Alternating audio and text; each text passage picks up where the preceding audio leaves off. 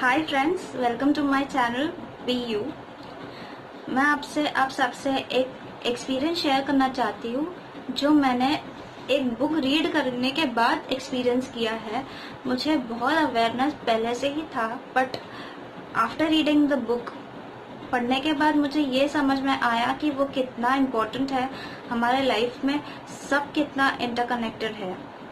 The book name is The Essence of Gospel for Peace and उसमें बहुत ज़्यादा important बातें ये सिखाए हैं कि हम कैसे हमारे लाइफ में सक्सेसफुल रहे, हमारे लाइफ से हर बात को कैसे देखे, हर एक सिस्टम को कैसे समझे।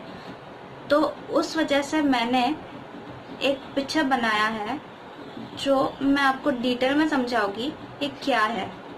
तो वो पिक्चर है, वो पिक्चर ये है जो मैंने ड्रॉ किया है।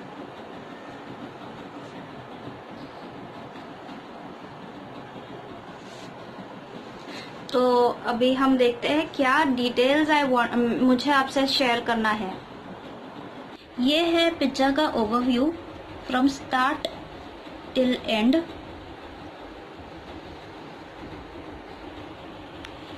इसमें मैंने दिखाया है कि गॉड हमारा दिन 2 हिस्सों में बांटा है। ये तो हमें पता है, पूरे दिन में 24 आवर्स है जिसको 12 आवर्स में डिवाइड किया गया है। तो जब सबसे पहले सन की रोशनी अर्थ पर गिरती है वो है 6 AM to 6 PM। सबसे पहले 6 AM को सन की रोशनी पृथ्वी पर गिरती है, तब से दिन चालू होता है। और सनसेट 6 PM को होता है। तो 6 PM से लेके 6 AM तक नाइट टाइम चालू होता है, दैट इज ये वाला। तो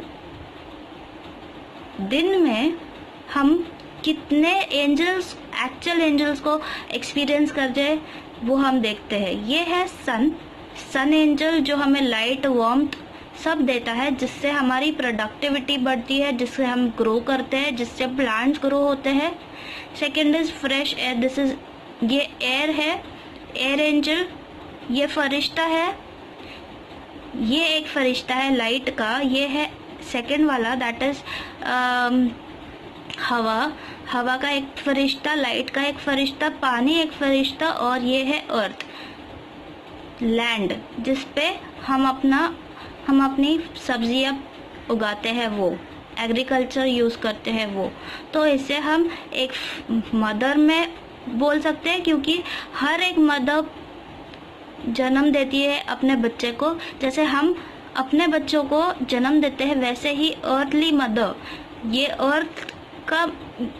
अर्थ मदर है जहाँ पे सबको जन्म मिलता है, लाइफ मिलती है, बहुत कुछ है जिसमें हवा, पानी सब मिलता है।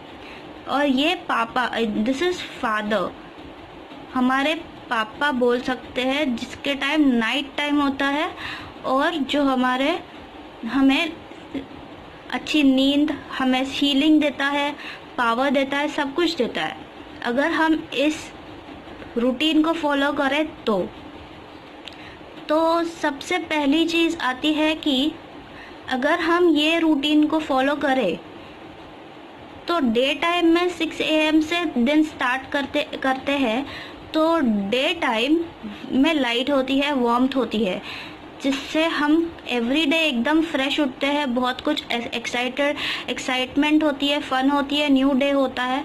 वैसे ही एक्टिविटी टाइम, मैंने उसको बोला है ये पीरियड को, ये दिन के टाइम को, जिसमें हम वर्क करते हैं, ऑफिस जाते हैं, स्कूल जाते हैं, कॉलेज जाते हैं, नॉलेज बढ़ता है, उसमें हम हमारे हाइजीन का सब देखते हैं, डाइट करते हैं, एक्सरसाइज करते हैं, जिसके वजह से लाइफ हमें एक्सपीरियंस करने मिलती है। सक्सेस रहता है, पॉजिटिव बिहेवियर रहता है, ट्रूथ रहता है, उसमें सेंसिबिलिटी होती है, सेंसिबल पर्सन हो जाता है, ह्यूमैनिटी बढ़ती है, इन सब चीज़ों से।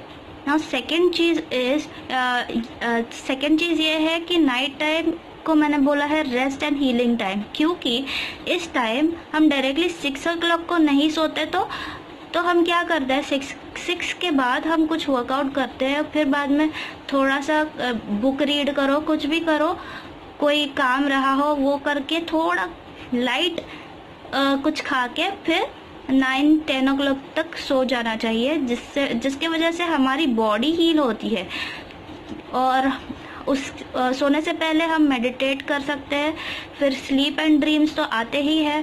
इसके वजह से क्या होता है कि लव, जॉय, हैप्पीनेस, पीस, ये सब हम प्योर रहते हैं बाय हार्ट, पावर हमारे पास रहता है, विजडम, क्लैरिटी, इटर्नल लाइफ होती है।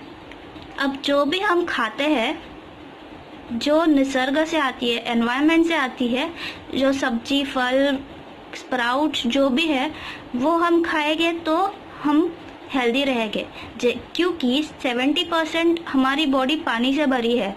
जो हम पीते हैं, एनवायरनमेंट का पानी ही पीते हैं हम, जिसके वजह से हम लिविंग है। और 30% हम खाते हैं। अगर हम खाना भी सिर्फ एनवायरनमेंट से लाया हुआ ही खाए, जैसे कि फल, भाजी, सब्जी, फ्रूट्स, स्प्राउट, ड्राई फ्रूट्स और बहुत कुछ ऐसे डायरेक्टली जहाँ से नेचर से आया हो वो खाए, तो हमारी पूरी फिजिकल एंड मेंटल बॉडी बहुत ही हेल्दी एंड सक्सेसफुल रहती है, जिसकी वजह से हम हमारे लाइफ में सॉर्टेड होते हैं। कोई डिस्टर्बेंस, कोई भी हमारे लाइफ में प्रॉब्लम्स नहीं आती जब हम ये 2 day and night routine follow करते हैं। तो सेकेंड इसमें आता है कि ये इसमें पूरी पिक्चर्स में लाइट दिखाई दे रही है, जहाँ पे बहुत काम, सिस्टमैटिक हर काम होता रहता है। सेकेंड पिक्चर में हम ये देखते हैं कि क्या डार्क साइड है, जहाँ शैतानी है, जो भी है, जो जैसे कि ये मैंने दिखाया है 2 रूटीन, यहाँ लिखा है एंटी क्लॉकवाइज रूटीन, जहाँ दिन में हम सोते हैं और नाइट टाइम में हम जागे रहते हैं, जगते हैं, जिसके वजह से हमारी बॉडी सिस्टम डिस्टर्ब हो जाती है। Second main important thing is हम मांस मच्छी जो खाते हैं, chicken, nonveg, fish, meat and all, ये बहुत बड़ा सिन है। किसी का जान लेना हमारा काम नहीं है, क्योंकि हमने उनको जान दिया नहीं है, हमने उनको जन्म दिया नहीं है, तो उनका जान हम ले नहीं सकते, हम उनका विजडम नहीं ले सकते, उनका फ्रीडम नहीं ले सकते। तो सोचो, अगर हमें कोई आके काटे तो हम कितने डर जाएंगे, हमें कितना पेन होगा, ये सब सोचो। तो उनके तरफ से हमें जो कर्स मिलता है, जो शाप मिलता है, उसकी वजह से कभी ना कभी हमें हॉस्पिटल जाना ही पड़ता है। इधर मैंने लिखा है cursing human for killing and eating animals, ये वाला, ये पूरा गंदा, बैड और डार्क साइड है, जिसमें सैडनेस है, बहुत कुछ है। हम जब डेड खाते हैं तो डेड ही हमारे पास आता है। जब लिविंग खाएंगे तब लिविंग आएगा, पर डेड खाएंगे तो डेड आएगा। सेकेंड थिंग इसमें है कि ये सब चीजों से हमारे अंदर एक अलग ही एटीट्यूड रहता है, एग्रेसिव बिहेवियर हो जाता है, बैक्टीरियल अटैक होता है, वायरस अटैक होता है, फंगल अटैक होता है।